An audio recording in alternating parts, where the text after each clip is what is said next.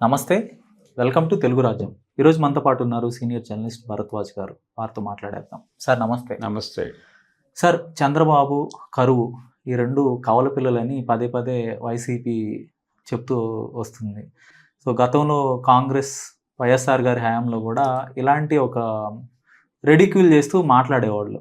So ఈరోజు పరిస్థితి ఏంటంటే ఎల్‌నినో ప్రభావంతో దాదాపుగా 57% తక్కువ వర్షపాతం నమోదైంది లాస్ట్ 2 మంత్స్‌లో. సో కరువు కాటకాలతో రాష్ట్రం చాలా ఇబ్బందుల్లో ఉంది. రైతులు ఇబ్బందుల్లో ఉన్నారని ఈరోజు జగన్మోహన్ రెడ్డి ఈరోజు ప్రెస్ మీట్‌లో మాట్లాడారు. సో ప్రభుత్వం ముందస్తు చర్యలు ఎలాంటి చర్యలు తీసుకోలేదు. పూర్తిగా ప్రతిపక్షాన్ని టార్గెట్ చేయటం వాళ్ళ అంశంగా ఉంది. ప్రధాన అంశంగా అనేది ఆయన చెప్తున్న మాట. ఏమంటారు? అంటే ఒకవేళ కరువు పరిస్థితులు ఉన్నాయి హ్మ్. అనేది నిజమే. హ్మ్. మరి అలాంటి పరిస్థితుల్లో అంటే ఇప్పుడు గతంలో వైఎస్ టైంలో మాట్లాడాడు అలాగ. హ్మ్. అంటే ఆయన అధికారంలో ఉండగా డైలాగులు అవి. అవును. వరుణుడు మా పార్టీ వాడే హ్మ్. అన్నాడు ఆయన. మేము మళ్ళీ గెలిచామని తెలియగానే వరుణుడు వర్షాలు కురిపించాడు అన్నాడు రెండోసారి కొంత గెలిచినప్పుడు. భయపడ్డాడు వరుణుడు అందుకని మహాకూటమిని చూసి. ఆగాడు. ఆ! కానీ ఆ! ఇప్పుడు కాంగ్రెస్ తెలుసుకొని. గెలిచింది పర్లేదని చెప్పి కురుస్తున్నాడు అనే పద్ధతిలో అవును. మాట్లాడాడు ఆయన. అవును. అవును. అది పవర్‌లో ఉన్నప్పటి డైలాగ్. ఇప్పుడు వీళ్ళు ప్రతిపక్షంలో ఉన్నారు. హ్మ్. ప్రతిపక్షంలో ఉన్నప్పుడు అక్కడ కరువు అనేది కీలకం. అవును. ఇప్పుడు దాన్ని కరువు, తెలుగుదేశం, కవల పిల్లలు ఈ డైలాగులు చెప్పుకోవడానికి బానే ఉంటాయి గానీ, ఓకే. ఇప్పుడు వాళ్ళు చేయాల్సిన పనేంటంటే రూటెడ్‌గా హ్మ్. ఈ కరువు పరిస్థితుల్లో ప్రభుత్వం తీసుకోవాల్సినటువంటి చర్యలు తీసుకుంటోందా లేదా అనే దాని మీద ఒక ఆడిటింగ్ జరగాలి హ్మ్. ప్రతిపక్షం నుంచి. హ్మ్. జరిగి దాని మీద ప్రభుత్వంతో యుద్ధ ప్రకటన చేయాలి. ఓకే. మీరు ప్రజలకి ఏం చేస్తున్నారు హ్మ్. అనేదే కేంద్రం. అదే అదే సెంటర్ పాయింట్. హ్మ్. దాని ఆధారంగా యుద్ధం చేయగలిగితే ఓకే. పబ్లిక్ మూడ్ వీళ్ళ వైపు టర్న్ అవుతుంది. హ్మ్. ఇప్పుడు రెడిక్యూల్ చేయటం వలన బ్యాడ్ ఇంప్రెషన్ వస్తుంది. కేవలం ప్రెస్ మీట్ పెట్టారు. కానీ కరువు మీద ఎక్కడా గూడా క్షేత్రస్థాయిలో నిరసనలైతే లేవు. డీఎస్సీ మీద చేసినట్టుగా. లేదు, వెళ్ళాలి. హ్మ్. వెళ్ళి నిజంగా ఆ పరిస్థితులు ఉన్నాయి కాబట్టి వెళ్ళి ప్రజలకి ఏమందుతున్నాయి, హ్మ్. వాళ్ళ పరిస్థితి ఏమిటి, రేషన్ ప్రాపర్గా వస్తుందా రావడం లేదా, హ్మ్. కరువు తాలూకా అంటే ఇప్పుడు గతంలో వచ్చి ఉన్న స్టాక్ని కొనుగోలు చేస్తున్నారా దగ్గర నుంచి మొదలుపెట్టి హ్మ్. ఈ ఈ కరువు పరిస్థితుల్లో ఆదుకోవడానికి ప్రభుత్వం ఏ చర్యలు చెప్పింది, హ్మ్. ఏమి ఆశిస్తున్నారు, ఓకే. ఈ రెండింటిని తీసుకుని ప్రభుత్వానికి ప్రజలకి మధ్య ఒక రకమైన వారధిగా మొదలై ఆ డైలాగ్ని అంటే వీళ్ళు ఆ యాక్టివిటీలో ఉన్నారు అనేది ప్రభుత్వానికి అర్థం చేయిస్తే వాళ్ళు భయపడతారు. హ్మ్. ఓకే. తద్వారా ఏదో ఒకటి చేయటానికి ప్రయత్నం చేస్తారు. దాన్ని తమ విజయంగా వీళ్ళు తమ ఖాతాలో వేసుకోవచ్చు. హ్మ్. మేము రోడ్డు మీదకి వచ్చి ప్రశ్నించిన తర్వాత కదా నువ్వు ఇచ్చింది హ్మ్.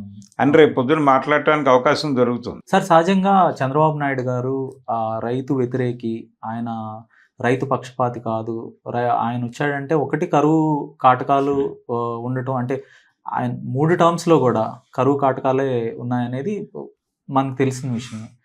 ఇప్పుడు మళ్ళీ ఎల్‌నినో. తర్వాత ఆహ్, రైతులకి ఏదైతే చేయాలో రైతులకు ప్రోత్సాహకాలు ఇవ్వటం గానీ, ఎరువులు సక్రమంగా పంపిణీ చేయటం గానీ, ఇలాంటివి గూడా చాలా నిర్లక్ష్యం వహిస్తారు వాళ్ళ హయాంలో. ఏమంటారు? అంటే ఒకటండి, జనరల్గా అధికారుల్ని వ్యవసాయం సీజన్ మొదలవటానికి ముందే హ్మ్. అంటే ప్రతి వర్షాకాలానికి ముందు ప్రభుత్వాలు చేయవలసినటువంటి కార్యక్రమాలు కొన్ని ఉంటాయి. హ్మ్. అవి ప్రభుత్వాలు అని కాదు, ఆయా శాఖలు. హ్మ్. ఇప్పుడు కాలువలు పూడికలు తీయించటము, ఆ! నదులు నిండిన తర్వాత ఆ నీరు సాఫీగా అన్ని ప్రాంతాలకి సరఫరా కావటానికి అవకాశం కల్పించటము, హ్మ్. ఇవన్నీ ముందే ప్రిపేర్ అయి ఉండాలి కదా. అవును. చాలా సందర్భాల్లో ఈ ప్రిపేర్నెస్ లేకపోవడం వలన హ్మ్. ఇలా వెళ్ళాల్సిన నీళ్లు ఎక్కడో స్ట్రక్ అయి వరదలకి ముంచెత్తే పరిస్థితులు క్రియేట్ చేస్తూ హ్మ్. ఇబ్బందులకి గురి చేస్తున్నాయి. అది కూడా చూసాం మనం చంద్రబాబు గారి రాజ్యంలోనే. అవును. కాబట్టి ఈ ప్రతి సీజన్కి ముందు 3 months ముందే పని మొదలవ్వాలి, అన్ని పనులు. హ్మ్. రేపు వర్షాకాలం వచ్చిన తర్వాత వీళ్ళు పనులు మొదలు పెట్టగానే స్టాక్స్, ఎరువులకి సంబంధించి ఇవన్నీ కూడా లోడ్స్ వెళ్ళిపోవాలి. అవును. 2 months బిఫోరే అక్కడ ఉండాలి. ప్రతి విలేజ్కి, ప్రతి రైతుకి అందుబాటులోకి వెళ్ళాలి. అవును. ఈ ఇన్ఫ్రాస్ట్రక్చర్ ఏర్పాటు చేయటం వాళ్ళు వచ్చి అడుక్కునే పరిస్థితి కల్పించకూడదు. అందుకని ప్రతి అంటే వ్యవసాయము దాని సీజను ప్రారంభం మనం వర్షాకాలం అనుకుంటున్నాం కాబట్టి వర్షాకాలమే కదా, ఆ తర్వాత రెండో పంట టైంలో కూడా ఈ అలర్ట్నెస్ ఉండాలి. అవును. దీనికి ప్రతిపక్షాలు కూడా వెళ్ళాలి ఆ యాక్టివిటీలోకి. వెళ్ళి రెగ్యులర్గా మీరు ప్రతి సీజన్ ప్రారంభంలోనూ 2 months ముందే మీరు ఎందుకు గ్రామాల ప్రజలతో కలిసి ఎందుకు మాట్లాడించరు? మాట్లాడించాలి కదా. మాట్లాడించి ఆ లోకల్ పంచాయతీ ఆఫీసులకు జనాల్ని తీసుకెళ్ళి ఎవండి ఎరువులు వచ్చాయా రాలేదా, మళ్ళీ ఆ టైంలో తొక్కిసలాట జరుగుతుంది, ముందే తెప్పించి పెట్టుకోండి, కాలువలు పూడికలు తీయట్లేదు, దాని గురించి ఆలోచించారా అని అదిలించాలి కదా. ఈ అదిలించే కార్యక్రమం చేయటం ద్వారా ప్రజలలో ఒక నిర్మాణం వస్తుంది. వీళ్ళు మన కోసం నిరంతరం ఆలోచిస్తారు అనే అభిప్రాయం క్రియేట్ అవుతుంది. అది జరగట్లా. అది ఒకప్పుడు కమ్యూనిస్ట్ పార్టీలు చేసేవి.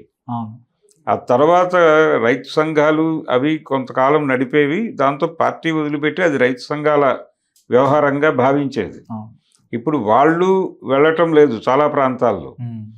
ఆ చొరవని వీళ్ళు తీసుకోగలిగితే డెఫినెట్గా క్షేత్రస్థాయిలో వైసీపీకి అడ్వాంటేజ్గా మారుతుంది. సార్, ఒక 20 ఏళ్ళు 2 దశాబ్దాల క్రితం అయితే రైతు ఉద్యమాలు విపరీతంగా జరిగేవి. రైతులు తరచూ రోడ్డు ఎక్కుతూ ఉండేవాళ్ళు. రైతులు చుట్టూతానే ఉద్యమాలు నిర్మించుకున్నాయి రాజకీయ పార్టీలు కూడా. అవును. కానీ ఇప్పుడు ఆ పరిస్థితి అయితే ఎక్కడా కనపడట్లేదు. రైతులకు సంబంధించిన ఇష్యూస్కి కనీసం మనకి మెయిన్ స్ట్రీమ్ మీడియాలో కనీసం చిన్న వార్త కూడా ఉండట్లేదు. సో వాయిస్లెస్ అయిపోయారు కంప్లీట్గా రైతులు. వాయిస్లెస్ అవడం అంటే అక్కడికి వెళ్ళి మాట్లాడుతున్న వాళ్ళు ఎవరు, వాళ్ళతో ఇంటరాక్ట్ అవుతున్న వాళ్ళు ఎవరు? ఇప్పుడు లోకల్గా వాళ్ళు ఏదో సమస్యతో లోకల్గా ఉన్న ఒక లీడర్ దగ్గరికి వెళ్తారు. ఈ ప్రతిపక్షాల వాళ్ళ దగ్గరికి వెళ్ళటం కన్నా కూడా అధికార పక్షంలో ఉన్నవాడి దగ్గరికి వెళ్తే ఏదైనా పని అవుతుందేమో అని ఆశ. ఆయన మాజీ ఎమ్మెల్యే, ఇప్పుడు ఆయనతో చెప్పిస్తే మళ్ళీ రాజకీయ కక్ష ఏమన్నా పెట్టుకుని మనసులో అతనితో చెప్పించుకున్నారు వీళ్ళు, అందుకని ఇవ్వద్దు అంటాడేమో ప్రజెంట్ ఎమ్మెల్యే అనే భయం కదా. ఇన్ని రకాల ఆలోచించి వాళ్ళు సతమతం అవుతున్నారు. అలాంటప్పుడు మీరే వెళ్ళి కూర్చోండి, డోర్ టు డోర్ క్యాంపెయిన్ చేయండి. ఒక 5 గ్రామాలు ఆ లోకల్గా ఉన్నటువంటి మీ క్యాడర్కి ఒక యాక్టివిటీ కల్పించండి. రోజు ఇంటింటికి వెళ్ళి సమస్యలు కనుక్కోమని చెప్పండి. గతంలో మీరు ఇంటింటికి వాలంటీర్ వ్యవస్థను నడిపినటువంటి ఒక అనుభవం ఉంది మీకు. అంటే ఈ పర్సనల్ టచ్ ద్వారా పొందేటువంటి అడ్వాంటేజ్ ఏమిటో మీరు చూశారు. అది మీరు కార్యకర్తలతో నడిపించండి. రోజువారీ మానిటర్ చేయడానికి ఒక ట్రూప్ని పెట్టండి అక్కడ సెంట్రల్ ఆఫీస్లో. వాళ్ళు మానిటర్ చేస్తారు. రోజు కనీసం 5 గ్రామాలు తిరగాలి లోకల్ క్యాడర్ అని పెట్టండి ఓ ప్రోగ్రామ్. అంతే తప్ప వాళ్ళు అధికారం వస్తే సంపాదించుకోవటానికి, అధికారం లేనప్పుడు ఇంట్లో పట్టుకోవడానికి కాదు కదా. సార్, రైతుల్ని పూర్తిగా చంద్రబాబు ఎందుకు నిర్లక్ష్యం చేస్తుంటారు ఎప్పుడు వచ్చినా కూడా? అంటే రైతుల ఓట్లు కన్నా కూడా ఆయన ప్రాధాన్యతగా టెక్నాలజీ అంటుంటారు. అలా టెక్నాలజీని ప్రమోట్ చేస్తున్నాడు చంద్రబాబు అనేది ఒక ముద్ర పడింది అంతే. తను క్లెయిమ్ చేసుకున్నాడు దాన్ని. అవును. ఈ క్లెయిమ్ చేసుకునే క్రమంలో ఒక ఇంటర్వ్యూలో ఆయన అన్నమాట వ్యవసాయం దండగా అన్నాడు. అది ఎక్కడ అనలేదు అనేది టీడీపీ వాళ్ళు చెప్తుంటారు కదా సార్. ఆయన మనసులో మాటలో రాశారు ఆయన స్వయంగా. మాట కాదు, పాడు కాదు. ఆ మాటలన్నీ ఎక్కడ మాట్లాడాడు ఆయన? ఎంఎస్కో విజయ్ కుమార్ గారికి ఇచ్చిన ఇంటర్వ్యూలో మాట్లాడాడు. అది వాళ్ళు వేసిన పుస్తకంలో గ్రంథస్థమైంది. విడిగా ఇంకెక్కడా మాట్లాడలేదు ఆయన. దాని నుంచి బయటకు వచ్చిన డైలాగ్స్ ఇవన్నీ. నేను ఆంధ్రప్రదేశ్కి సీఎం అనిపించుకోవటం కన్నా సీఈఓ అనిపించుకోవటం నాకు ఇష్టము అని కూడా అక్కడే మాట్లాడాడు. ఇవన్నీ సర్క్యులేట్ అయినాయి ఆ రోజుల్లో. ఆ సర్క్యులేట్ వీళ్ళు చేసుకున్నదే. టీడీపీ దాన్ని హైలైట్ చేసింది. అంటే అగ్రికల్చర్ సెక్టార్ నుంచి ఐటీ దిశగా ప్రపంచాన్ని మూవ్ చేస్తున్నటువంటి ఒక సమాచార సాంకేతిక విప్లవ రథసారథిగా ఆయన ప్రమోట్ చేయడం కోసం వీటన్నిటినీ జనంలోకి పంపు చేశారు. తీరా ఇవన్నీ బూమరాంగ్ అయినాయి. అయిన తర్వాత మేము ఎప్పుడు అనలేదు, ఎక్కడన్నా అన్నామేమో చూపించండి అంటారు. ఇప్పుడు ఆ పుస్తకాలు కూడా డిజైన్ చేసుకున్నారు. పాత పుస్తకాలు ఎక్కడైనా దొరికితే తీసి దానిలో నుంచి చూపించవచ్చు. బాబు ఇక్కడ అన్నారు, ఇదిగో కథ అని. సో చంద్రబాబు నాయుడు గారు రైతుల విషయంలో ఇప్పుడు అన్నదాత సుఖీభావ అయితే ఇంతవరకు మొదటి ఏడాది అయితే అమలు చేయలేదు. రెండో ఏడాదిలో కొంతవరకు ఇచ్చినట్టున్నారు. ఇంకా పూర్తి స్థాయిలో నిధులైతే విడుదల కాలేదు. ఈ సంపదని ఆయన సృష్టిస్తా ఉంటారు గానీ, సంపద డిస్ట్రిబ్యూషన్ అనేది ఎక్కడా కనపడదు. కానీ సృష్టి కూడా కనపడదనేది ఒక సంపద సృష్టి కూడా వాళ్ళకి కాదు, హ్మ్. మీ- రాష్ట్రానికి కాదు. రాష్ట్రానికి కాదు, హ్మ్. పార్టీకి, వారి క్యాడర్కి, వారి నాయకులకి. హ్మ్. అంతే తప్ప జనాలకి సంపద సృష్టి జరిగితే వీళ్ళకి జరగదు. హ్మ్. ఆ క్లారిటీ ఉంది ఆయనకి. ఓకే. అంటే మేము అన్ని విండోస్ ఓపెన్ చేసాం, మీరు పరుగు పందెంలో పాల్గొని గెలవండి హ్మ్. అని ప్రజలకి మోటివేషన్ ఇస్తాడు ఆయన. ఓకే. హ్మ్. మీ యుద్ధం మీరు చేయాలి. లిబరలైజ్డ్ పాలసీ అదే చెప్తుంది. హ్మ్. ప్రతి ఒక్కళ్ళని పోటీకి దింపండి, అడ్డుగోడలు తీసేయండి, హ్మ్. ఓపెన్. ఇప్పుడు మీరు ఏదైనా చేసుకోవడానికి అవకాశం ఉంది అని చెప్తాడు ఆయన. అవును. కానీ చేసుకోవడానికి అవకాశాలు లేవు అక్కడ. హ్మ్. లేని చోట్ల మీరు చేయూతనివ్వరు. ఇంకా చేయూత కోసం ఎదురు చూడటం ఏంటి? ఇంకా అదేమిటి ఇదేమిటి? ఈ హ్మ్. ప్రతిబంధకాలన్నీ లేవు ఇప్పుడు. కొత్త ప్రపంచంలో ఉన్నాం మనం హ్మ్. అని ఒక మోటివేషనల్ క్లాస్ ఏదో చెప్తాడు ఆయన మైక్ తీసుకుని. హ్మ్. వాస్తవాలకి సంబంధం లేని మాటలు మాట్లాడటంలో, గ్రౌండ్ రియాలిటీకి భిన్నమైనటువంటి మాటలు, నినాదాలు ఇవ్వటంలో చంద్రబాబు నాయుడు గారు నెంబర్ 1. హ్మ్. అందుకని ఆయన గుసగుసల ప్రచారం చేస్తూ ఉంటాడు నిరంతరం ఓకే. అవతల వాళ్ళ మీద. హ్మ్. అవతల వాళ్ళ క్యారెక్టర్స్ని అసాసిన్ చేయటం, హ్మ్. వాళ్ళు వాళ్ళు వాళ్ళ జోలికి వెళ్తే మీ జీవితాలు నాశనం అయిపోతాయని చెప్పడం, హ్మ్. ఈ గోల్లోనే ఉంటాడు ఆయన ఎప్పుడు. ఓకే. హ్మ్. అంతే తప్ప ఆయన చేసినది చెప్పుకొని వెళ్ళటం అనేది కాదు. హ్మ్. ఒకవేళ ఆ పరిస్థితి వస్తే ఆయన ఏం చెప్తాడు? పాత చరిత్ర చెప్తాడు. హ్మ్. మనం ఆ రోజుల్లో ఐటీ తెచ్చినప్పుడు అని మొదలు పెడతాడు ఆయన. హ్మ్. భారతదేశానికి వెలుగునిచ్చినప్పుడు, అయ్యా మీకంటే 15 ఏళ్ల ముందే కంప్యూటర్లు ఉన్నాయి ఇక్కడ అని చెబితే విండు ఆయన. హ్మ్. అది తప్పు అంటాడు. ఓకే. ఇప్పుడు రాజీవ్ గాంధీ రోజుల్లో కూడా కంప్యూటర్ ఎడ్యుకేషన్ మీద ఆయన చాలా ఎక్కువ మాట్లాడాడు. అవును. హ్మ్. రాజీవ్ గాంధీ ఆ రోజుల్లో ఉదయంలో ఒక కార్టూన్ కూడా వేశాడు మోహన్. ఓకే. హ్మ్. ఒక కుర్రోడు కాకరకాయ అని పలక మీద రాసుకుంటూ ఉంటాడు. హ్మ్.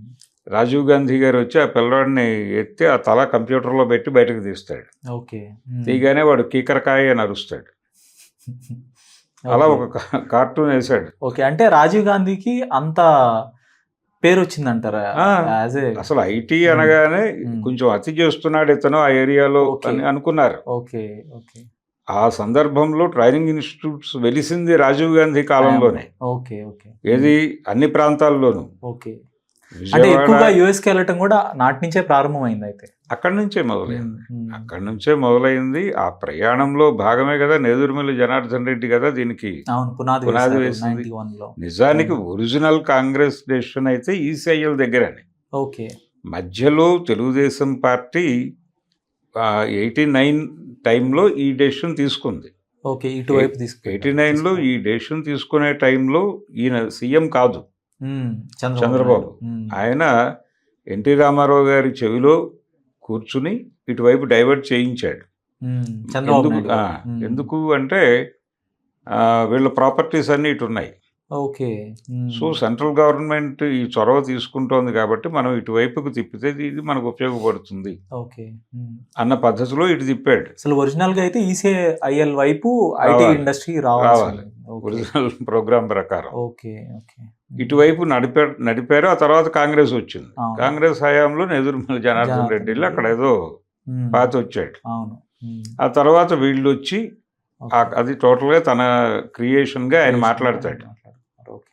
చంద్రబాబు గారు. హ్మ్. అందుకని ఆయన ఒక టెక్నో బ్రెయిన్ అని, హ్మ్. ఆయన ఈ దేశానికి ఒక రకంగా పారిశ్రామిక దిశ చూపించాడని, ఇదంతా ఇమేజ్ బిల్డింగ్ ప్రోగ్రాంలో భాగంగా జరిగిపోయింది. హ్మ్. అదొక ఇప్పటికీ దాన్ని బలంగా మూఢంగా నమ్మేవాళ్ళు చాలామంది ఉన్నారు. ఓకే. హ్మ్. చంద్రబాబు వస్తే కంప్యూటరు హ్మ్. అంటారు. మొన్న ఎన్నికల ప్రచారంలో కూడా 2024లో నువ్వు అమెరికాకి పని చేయి, నీ ఇంట్లో నుండే వర్క్ ఫ్రమ్ హోమ్ అని చెప్పాడు. గొప్పగా చెప్తా అంటే ఉంటారు. వర్క్ ఫ్రమ్ హోము ఇవన్నీ కూడా ఆయన హయాంలో వచ్చినవే. హ్మ్. అంటే ఐటీ పార్కులు ఇవన్నీ ఎక్కడి నుంచి వచ్చాయి? జనాలు ఉపాధి ఎక్కడి నుంచి వచ్చింది? ఉమ్, అవుట్ సోర్సింగ్ ఇవ్వటం ద్వారా అసలు లిబరలైజ్డ్ ఎకానమీ ఎందుకు వచ్చింది ఉమ్, అంటే చీప్ లేబర్ కోసం వేట. ఓకే.